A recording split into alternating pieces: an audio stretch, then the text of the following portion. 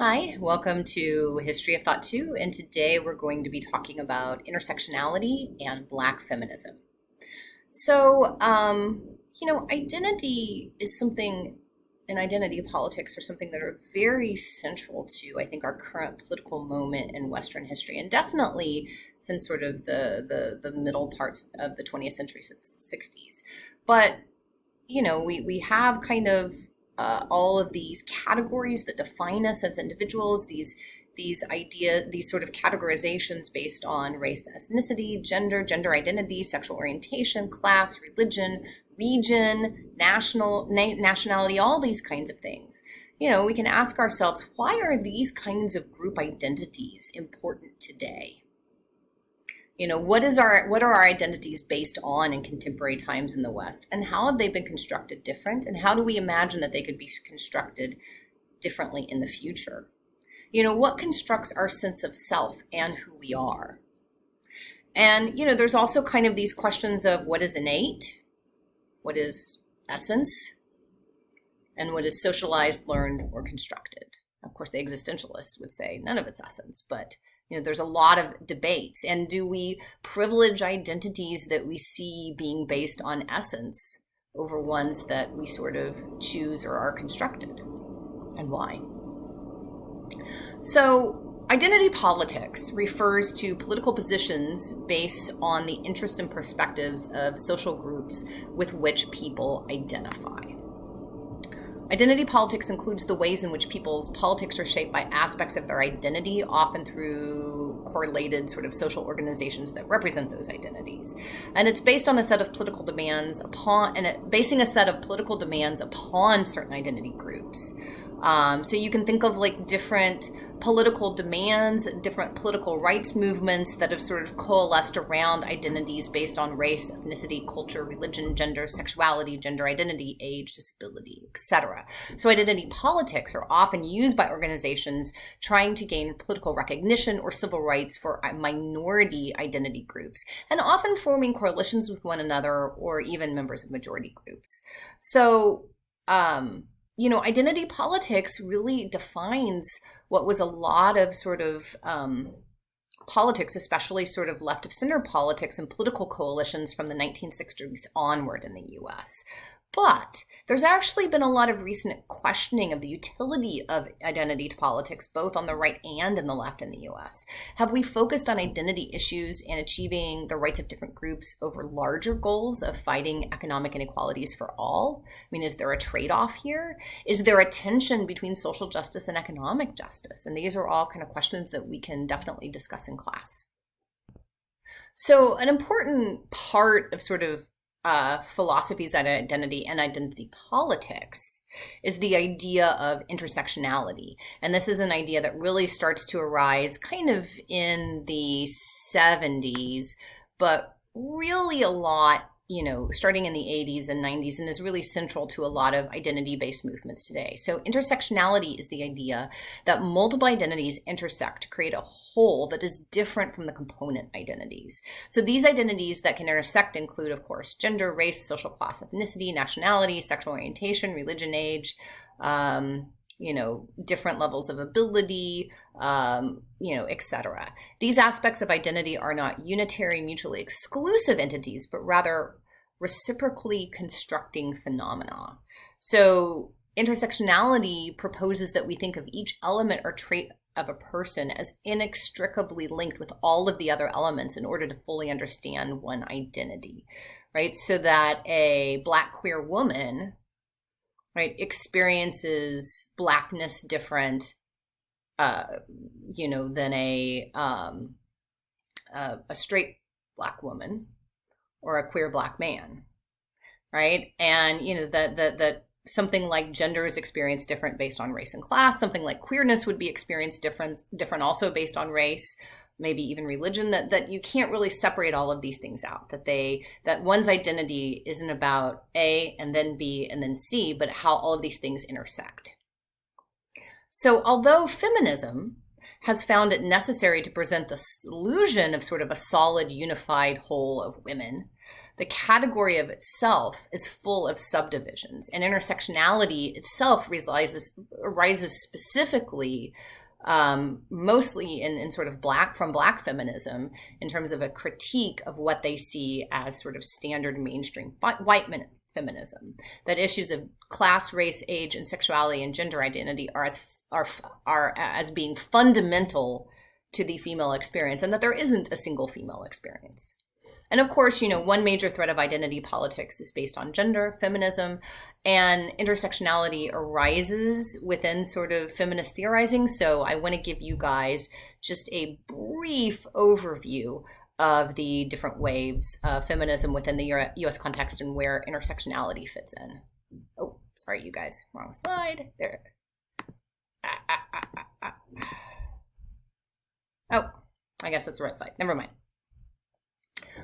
So the first wave is really kind of in the early 1800s to early 1900s, where women fight for equal contract and property rights, right? So as men, and then voting rights, and it sort of culminates in 1920 with women in the U.S., with all women in the U.S. getting the right to vote. And often it was still kind of couched in these terms of difference, that women were different than men, but politically equal, or that politics needed like a feminine voice. So it's not as much challenging the notions of gender differences, or if there was, it was just kind of allowing women sometimes to do things like men. But there's still a lot of sort of there's still a lot of focusing on what we're seeing as sort of essential gender differences. The second wave of feminism, sort of from the 1950s, 60s to maybe about the 1980s, is coming off the heels of World War II. And the second wave focused on the workplace, on sexuality, on family and reproductive rights. So some of the basic sort of property and political rights had already been secured, so it's focusing on these other things. It was perceived that women had met most of their legal and political equality goals, but we need to focus on things like workplace equality, like, women having sort of control over reproductive rights, sort of egalitarian family structures, women's sort of liberating women's sexuality. Although it was often, and I think fairly criticized now, as focusing on middle class white straight cis women's problems. Betty Friedan's famous book from that era, the early era of kind of the women's liberation movement, The Feminine Mystique, really is talking a lot about bored middle class housewives. But, a lot of women always worked and weren't bored middle class housewives. And so there's also a lot of questioning towards kind of the end of the second wave of questioning mainstream second wave feminism. So, in the 70s and the 80s, you see women of color, lesbian activists, etc., really sort of questioning this, the kinds of issues that the second wave feminism was focusing on, and rightly criticizing it as being very much focused on like middle class white women problems. And the readings that we're looking at today are kind of in this context, towards the end of second wave feminism, and these critiques that are emerging that will sort of push us into third wave feminism and even into sort of the debates that we have today. So just a little bit of historical context. In the second wave of feminism, sort of the women's rights movement, intersects very much as in within the context of identity politics movements that are happening at the time beyond just feminism. So in sort of the 60s and 70s, we think of all of these different rights movements. This is also within the context of global decolonization and third world independence struggles. And of course, we're talking about women's rights and feminist movement, the second wave. But in the US context, it's also sort of at the same time as the civil rights movement, as well as later Black Power movements, the Chicano movement within sort of the Latinx community, the Native American rights movement, AIM, and the beginning with Stonewall of the gay rights movement. So, it's really, second wave feminism is really sort of fermenting in this kind of not just national, but global movement of sort of oppressed peoples, sort of trying to claim their power that they had been denied. And it's also overlapping with global student protests, anti-Vietnam War protests, the beginnings of the environment movement, beginning of global indigenous rights movements. This is really kind of an active time in terms of pressing for sort of the rights of underprivileged groups globally, as well as sort of questioning the existing power structure. So back to the feminism story. So the second wave of feminism really kind of takes place in this larger context of global rights movements. But, you also are increasingly seeing, as I mentioned in the 70s, and especially within feminism, the sort of questioning of, well, who's being represented by this movement and whose sort of interests is it representing and whose voices are being heard? And so you're starting to see, specifically who we'll look at, a lot of Black feminists sort of questioning that second wave. So the third wave of feminism is really kind of the 1990s, maybe to the present. And it arises partly in response to the perceived failures of second wave feminism. So it kind of has two things going on with it that are maybe kind of contradictory. So one is attempting to expand feminism to include women with a diverse set of identities. So embracing intersectionality, that kind of becomes part of it. But there's also this other aspect of it, of sort of choice feminism, that, feminism is sort of about individual freedom, that the purpose includes redefining what it means to be a feminist. There are lots of different answers to a question of what is a woman, and but it kind of creates this sense of, well, there is no definition. Right? And everything can kind of be feminist. So those are the two things that are going on in the third wave. I don't know if we're still in the third wave. Some feminist scholars would say we're in the fourth wave. That we're questioning the very category of woman and the biological construction of the idea of the female, right? So we're questioning the essential nature.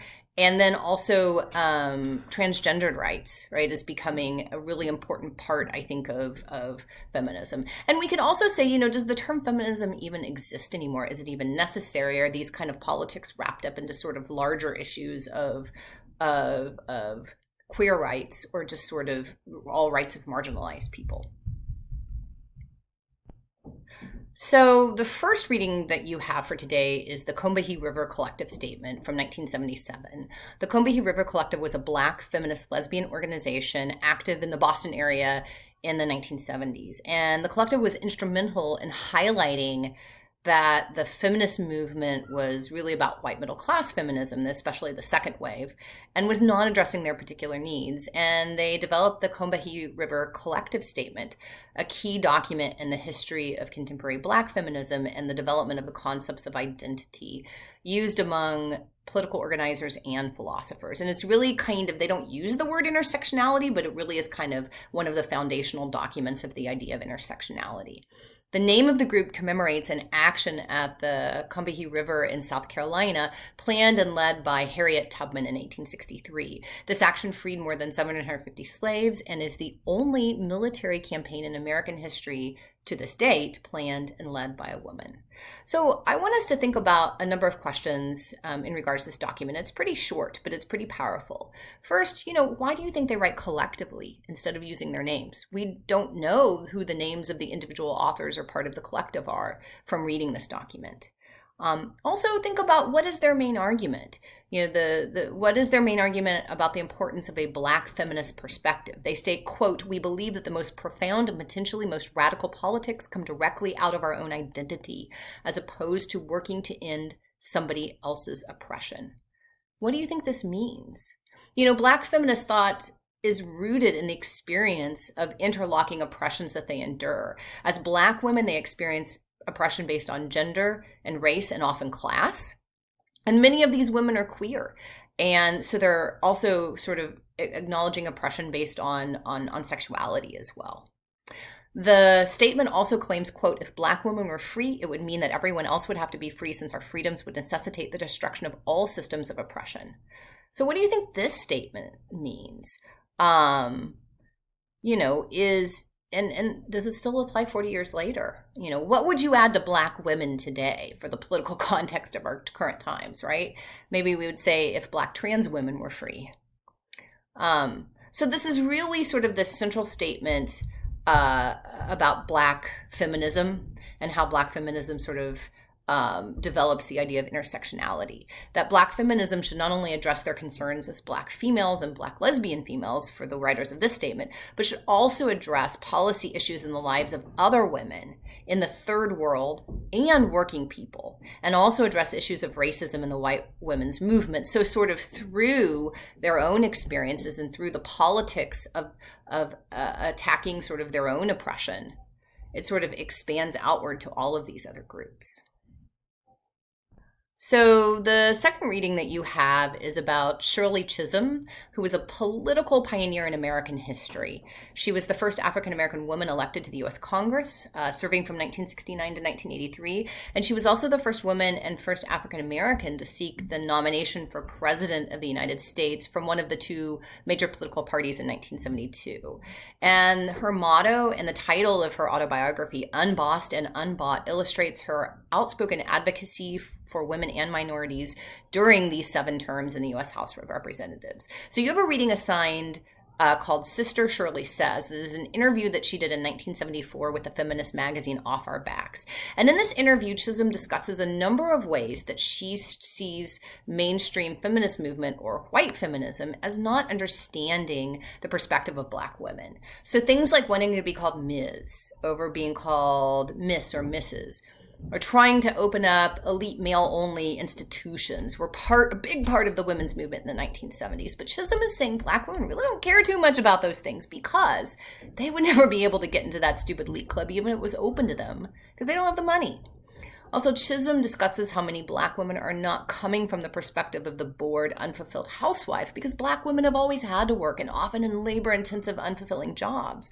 So being a housewife can actually sound pretty good coming from that perspective because it gives you the privilege of having kind of more personal time and kind of more leisure time and, the ability to sort of have a community with other women. She's also pointing out differences she sees in the feminist movement between rhetoric, which can often be very inclusive of women of color, and the actual actions of white women on the ground, which often exclude women of color and their concerns. And I think that's something that we can definitely talk about in application to 2020. And how these operations, or all of these things operate in today's political context. So although Chisholm is highly critical of feminism and the feminist movement, and although many of her points seem to be relative to contemporary times, she also gives us some hope. She believes that the institutions of American policies are not inherently contradictory and deny people rights and don't inherently deny people rights and dignity. She says it's the people who live within these institutions who implement and carry out the laws that make it inequitable. So definitely somebody who is committed to sort of working through and changing the system. And she dedicated her entire life to that attempt. So when we meet to talk about these readings in class, we'll be definitely talking about, identity politics and the place of intersectionality and how Black feminist icons in the 70s, like the Combahee River Collective and Shirley Chisholm, really helped sort of critique second wave feminism and push feminist both philosophy and practice into a more sort of equitable place for people of color and for people with sort of non-middle class white cisgender identities.